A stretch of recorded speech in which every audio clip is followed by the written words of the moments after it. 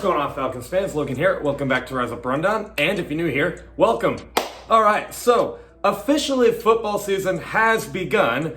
The Atlanta Falcons, well, as I'm recording this, they are facing the Miami Dolphins just in practice. But who are they facing in the preseason week one? Weirdly, I honestly can't remember off the top of my head. But either way, I just know that football season is here.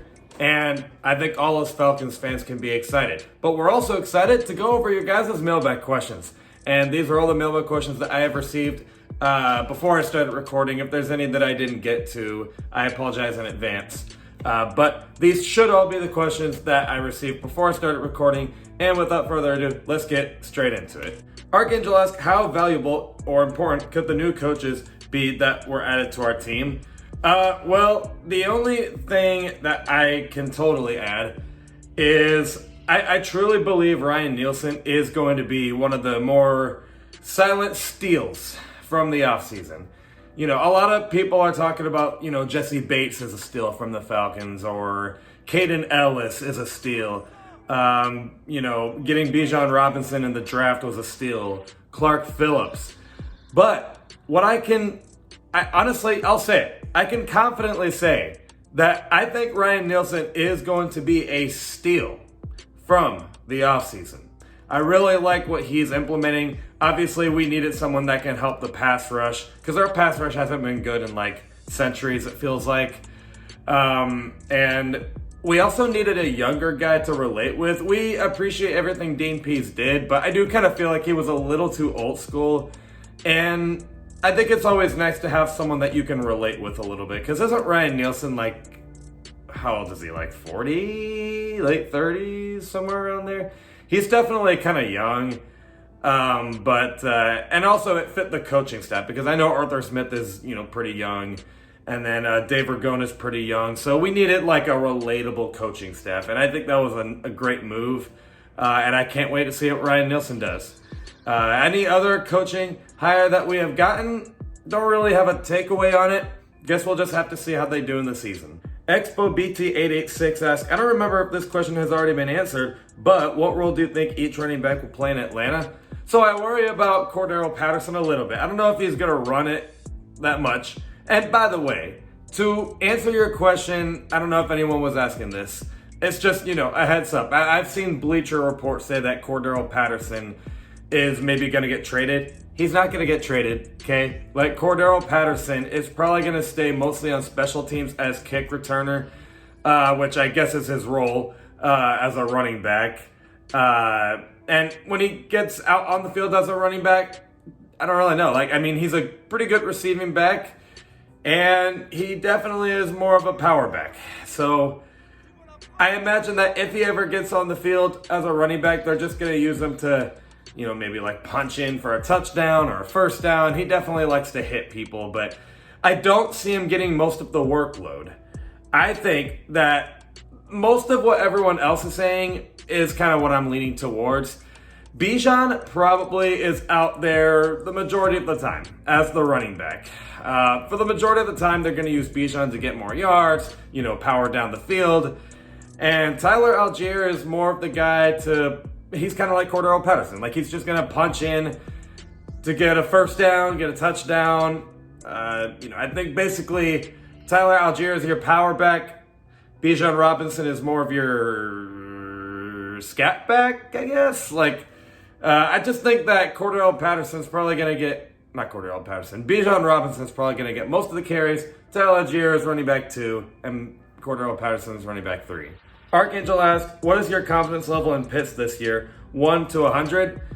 I want to say 100, but we've also seen this story before, right? Where we think that this time Kyle Pitts gets utilized. So I'll say, I still feel 80%, confident. I still feel he's going to have a good year, and I guess they're moving him at wide receiver is what it looks like. So I think they're trying to give him more of a role than they did in years past. And I think he'll come back healthy. The quarterback play should be better. I'm not really too worried about it. I honestly still think he's going to have a good year. But is it going to be more productive than Drake London and Bijan Robinson? Honestly, probably not.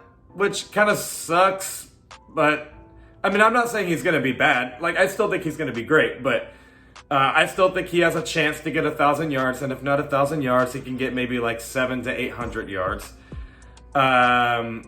Probably still not that many touchdowns, but more than he used to, probably like 3 or 4.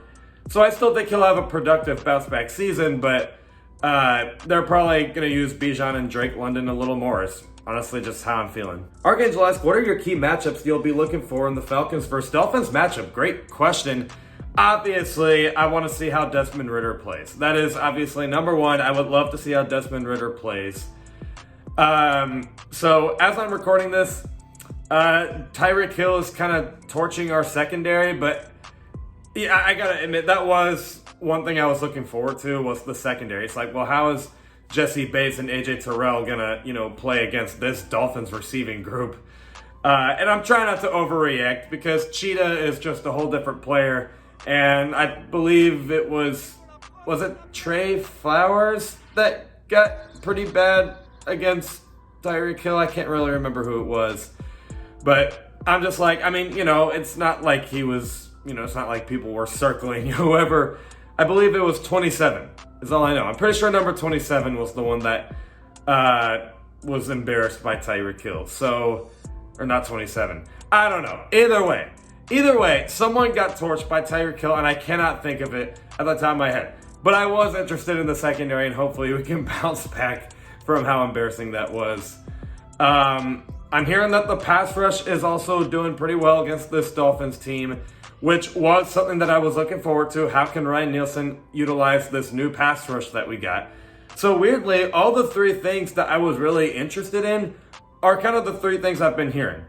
Desmond Ridder, the secondary, and the pass rush. Those are the 3 things that I did want to know really, badly. And it sounds like Desmond Ridder's doing pretty good. Pass rush is doing good.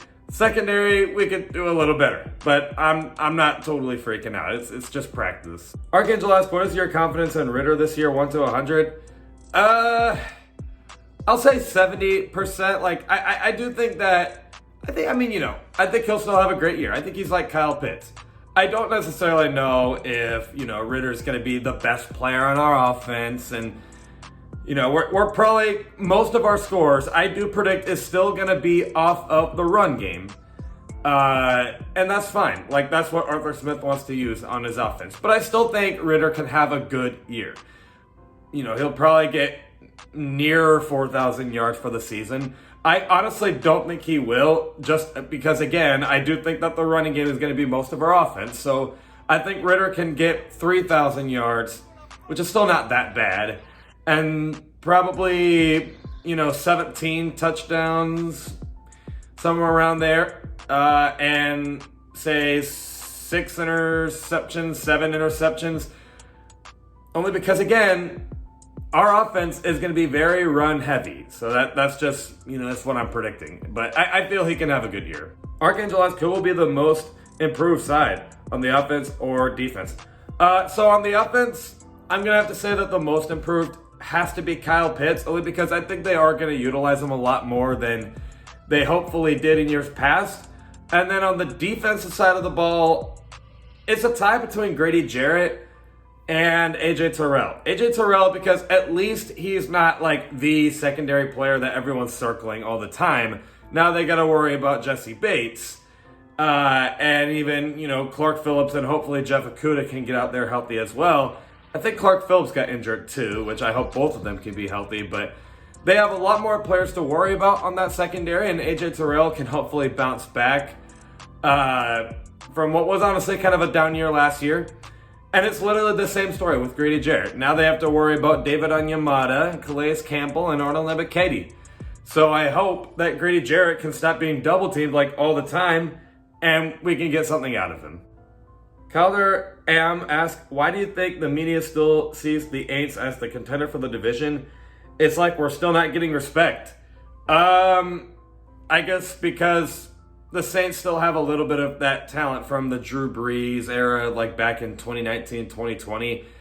And I guess they're just living off of that. And also, the Saints did sweep us last year and did finish, higher than us in the division last year. They even finished higher than us in the division last year, or the year before that, like in 2021 and in 2020. So I guess just recency bias is really getting all these people to believe in the Saints. I also think it has to do with quarterback play. Like, I think they believe in Derek Carr more than they do Desmond Ridder.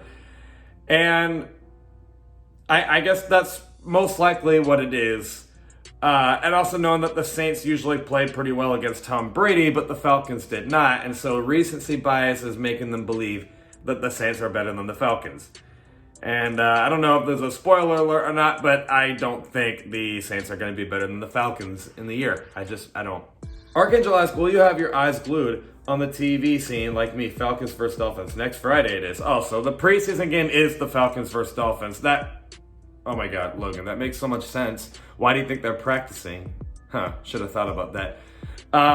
So, obviously, I'm glued for any preseason game ever, and if it's any Falcons versus Dolphins game ever. I think it's very well documented at this point that my twin is a Dolphins fan, and so everyone that watches this channel is, I'm the Falcons fan, my brother's the Dolphins fan.